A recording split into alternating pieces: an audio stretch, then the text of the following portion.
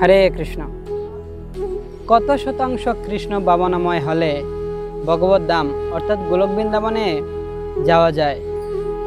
এ বিষয়ে অনেকের অজানা রয়েছে।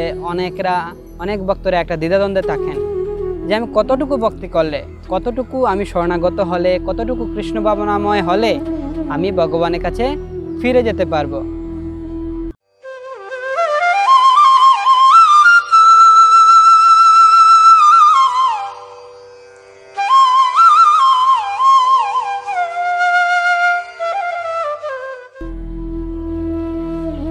তো আন্তর্জাতিক কৃষ্ণ ভাবনামৃত সংঘ ইসকনের প্রতিষ্ঠাতা ও আচার্য কৃষ্ণ কৃপা শ্রীমূর্তি শ্রীল অভয়চরণ অরবিন্দ ভক্তিবেদান্ত স্বামী শিল প্রভুপাদ তিনি ভাগবতম ক্লাসে তার একটি ভাষণে তিনি বলেছিলেন, এই লীলাটুকু ইসকনের বর্তমান জিবিসি ও দীক্ষাগুরু শ্রী শ্রীমৎ জয়পতাকা স্বামী গুরু মহারাজ তিনি বলেছিলেন, প্রভুপাদের এই লীলামিত তিনি স্মরণ করে তিনি বলেছিলেন যে একবার শিল প্রভুপাদ তিনি ভাষণ দিচ্ছিলেন। যখন তিনি ভাষণ দিচ্ছিলেন তখন তিনি বেশাসনে বসে তিনি বিভিন্ন কৃষ্ণকথা তিনি আলোচনা করছিলেন। যখন তিনি কৃষ্ণকথা আলোচনা করছিলেন তখন তিনি বারবার যে ভক্তরা ভগবদ-ধামে ফিরে যাওয়ার জন্য তিনি সবাইকে অনুপ্রেরণা দিচ্ছিলেন এবং তিনি বলছিলেন যে এই জন্যই আমাদের ভগবদ-ধামে ফিরে যাওয়া উচিত। আমরা অনেক জন্ম ধরে আমরা জন্ম মৃত্যু চক্রে আমরা আবর্তিত হচ্ছি, কিন্তু এই জন্যই আমাদের ভগবদ-ধামে ফিরে যাওয়া উচিত। তখন শিল প্রভুপাদ তিনি বলেছিলেন যে যদি আমরা ভগবদ-ধামে ফিরে যেতে চাই তাহলে আমাদেরকে পুরো 100% কৃষ্ণ ভাবনাময় হতে হবে। যদি আমরা পুরোপুরি 100% বা 100% কৃষ্ণ ভাবনাময় হই তাহলেই আমরা ভগবদ-ধামে ফিরে যেতে পারবো।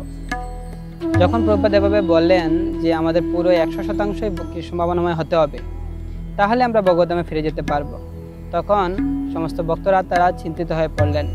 তারা চিন্তা করছেন যে কিভাবে এবার পূর্ণভাবে শরণাগত হওয়া যায়, কিভাবে পুরোপুরি 100% আমরা কৃষ্ণ ভাবনাময় হব।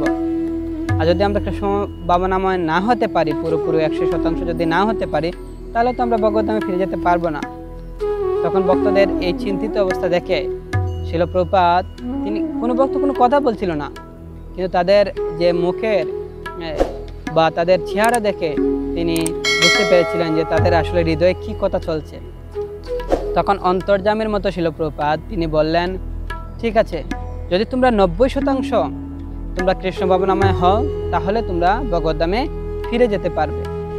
কিন্তু তারপরেও ভক্তরা চিন্তিত হয়ে পড়েছেন কিভাবে 90% কৃষ্ণ ভাবনাময় হওয়া সম্ভব, কারণ এখন আমরা কলিযুগে আছি। 90% কৃষ্ণ ভাবনাময় হওয়া অত্যন্ত দুঃসাধ্য ব্যাপার। তো তখন শিল প্রভুপাদ তিনি প্রায় 4 ফুট উঁচু বেশাসনে তিনি বসেছিলেন। তো তিনি বেশাসন থেকে নামতে নামতে কয়েকটা ধাপ তিনি পার হয়ে তিনি বেশাসন থেকে নামছিলেন। তখন শিল প্রভুপাদ তিনি বেশাসন থেকে নামতে নামতে বললেন, যদি তোমরা 80% কৃষ্ণ ভাবনাময় হতে পারো তাহলেও কৃষ্ণ তোমাদেরকে গ্রহণ করবে। তারপরেও ভক্তরা তারা চিন্তিত হয়ে পড়ল যে 80% কৃষ্ণ ভাবনাময় হওয়া সেটাও অনেক দুঃসাধ্য বা কষ্টের ব্যাপার, কিভাবে এই 80% আমরা কৃষ্ণ ভাবনাময় হতে পারবো। তখন এই কথা চিন্তা করতে করতে সবাই মাথা নুয়ে তারা অবনত মস্তকে তারা বসে আছে।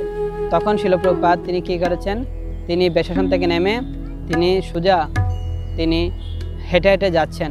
তার যে উত্তরই ছিল সেটা প্রায় অনেকটা ঝুলে ছিল এবং তিনি তখন ভক্তদের দিকে তাকিয়ে বললেন, যদি তোমরা লাস্ট 70% পূর্ণভাবে কৃষ্ণ ভাবনাময় হও তাহলে তোমাদেরকে কৃষ্ণ গ্রহণ করবেন। এই কথা বলে শিল প্রভুপাদ তিনি সেই জায়গাটি ত্যাগ করলেন। তারপরে ভক্তরা তারা কিছুটা স্বস্তি পেল যে অন্ততপক্ষে যদি 70% কৃষ্ণ ভাবনাময় হওয়া যায় তাহলে আমরা ভগবদ-ধামে ফিরে যেতে পারবো। কারণ হচ্ছে পুরোপুরি 100% বা 90% কৃষ্ণ ভাবনাময় হওয়া অনেক কষ্টের ব্যাপার। কারণ যেহেতু আমরা কলিহত জীব, আমরা অনেক বিষয়ের সাথে যুক্ত আছি, অনেক কিছু যুক্ত আছি, কিন্তু আমরা কি করে থাকি, শিল প্রভুপাদ এই লীলার মাধ্যমে তিনি বুঝিয়েছেন যে যদি কোনো ব্যক্তি তিনি 100% কৃষ্ণ ভাবনাময় না হন, তিনি যদি 70% কৃষ্ণ ভাবনাময় হন, 80% কৃষ্ণ ভাবনাময় হন, তাহলেও তিনি শুদ্ধ ভক্ত, তিনি এই জন্যই ভগবদ-ধামে ফিরে যেতে পারবেন। তাই যদি আমরা দেখি যে কোনো ভক্ত তিনি পুরোপুরি 100% কৃষ্ণ ভক্ত নন, পুরোপুরি তিনি 100% তিনি কৃষ্ণ ভাবনাময় নন, তার কিছুটা দোষ আছে, তিনি কিছুটা বিষয়ের সাথে জড়িত আছেন, তথাপিও তাকে আমাদের সম্মান করা উচিত, তার প্রতি শ্রদ্ধাশীল হওয়া উচিত, তার চরণে আমাদের অপরাধ করা উচিত নয়। কারণ সেটা আমাদের জানা উচিত যে তিনি যে 70% কৃষ্ণ ভাবনাময় আছেন, সেই তার কৃষ্ণ 70% ভক্তি দ্বারাই তিনি ভগবানের কাছে ফিরে যেতে পারবেন। জয় জগৎগুরু শিল প্রভুপাদ কি জয়। সবাইকে অসংখ্য ধন্যবাদ। সবার কাছে একটা বিনীত অনুরোধ, আপনারা আমাদের এই গুরু কৃষ্ণ কৃপা ইউটিউব চ্যানেলটি সাবস্ক্রাইব করবেন এবং আমাদের সঙ্গেই থাকবেন। সবাইকে আবারও ধন্যবাদ জানাচ্ছি। হরে কৃষ্ণা।